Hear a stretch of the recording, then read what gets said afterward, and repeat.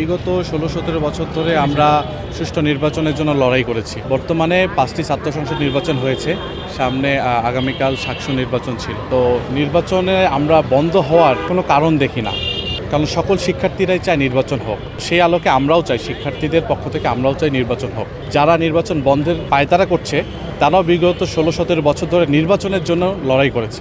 আমরা তাদের এই দ্বিধা বিভক্তির কোনো কারণ, সুস্পষ্ট কারণ খুঁজে পাই না। নির্বাচন সুনির্দিষ্ট সময়েই অনুষ্ঠিত হওয়া উচিত, নির্বাচন বন্ধ হওয়ার কোনো কারণ আমরা দেখি না।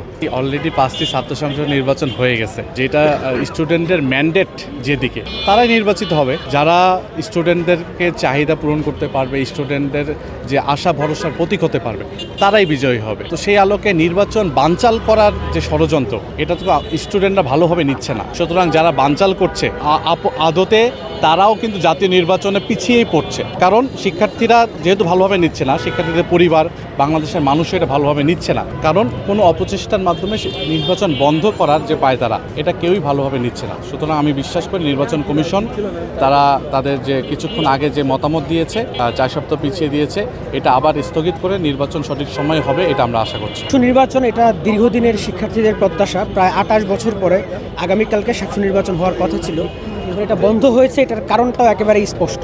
এই বন্ধ হওয়ার ফলে কারা আসলে লাভবান হচ্ছে, এটা পূর্বের 5টা ছাত্র সংসদ নির্বাচনে আমরা এটা দেখেছি। 5টা ছাত্র সংসদ নির্বাচনে একটা দলের একেবারে লজ্জাজনক হারের পর তারা শেষ মুহূর্তে, নির্বাচনের আগ মুহূর্তে আর নতুন করে পরাজিত হতে চাচ্ছে না।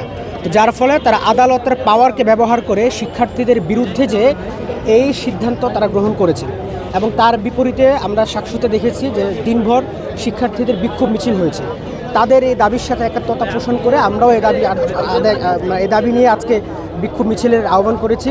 আমাদের প্রধান দাবিটা হচ্ছে যে গণতান্ত্রিক চর্চা এটাকে অব্যাহত রাখতে দিতে হবে।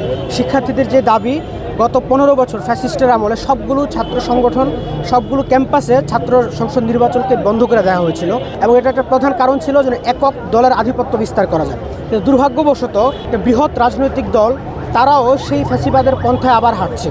এটা আমাদের জন্য সামগ্রিকভাবে দুর্ভাগ্যের, এবং একই সাথে একটা অশনি সংকেত এইটা যে আগামী সামনের যে নির্বাচন, এই নির্বাচনটা আসলেই কতটুকু ফেয়ার হতে যাচ্ছে সেটা নিয়ে অনেক বড় শঙ্কার জায়গা থেকে যাচ্ছে।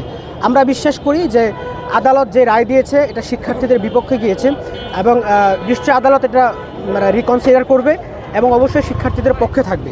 এর জবাব 12 তারিখ নির্বাচনে সাধারণ মানুষ প্রত্যেকে ব্যালটের মাধ্যমে এর জবাব দেবে বলে আমরা প্রত্যাশা করছি। নির্বাচনের প্রভাব তো অবশ্যই পড়বে, কারণ সাধারণ মানুষ সচেতন।